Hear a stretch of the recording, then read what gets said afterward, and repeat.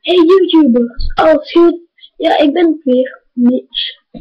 En mijn vrienden zijn al voorbij, daarom neem ik even een knop. Ja, ik heb 2 filmpjes. Ene is basket amateur makkelijk. En de andere is Zoe Strandrik. Ja, dat meisje wie daarna komt. Heel makkelijk. Persoon, stap en visioneer. Maar jullie kennen het.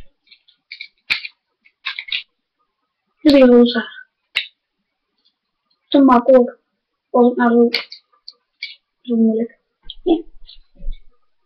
Ja, ik zit nu in mijn kamer en nou hebben we altijd opnamelocatie bij mij thuis. Nou, nu nemen we dus een filmpje in mijn kamer.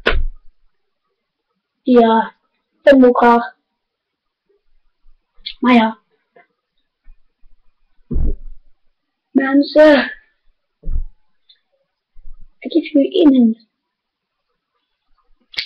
Onze filmpjes zijn cool. En gek. Later.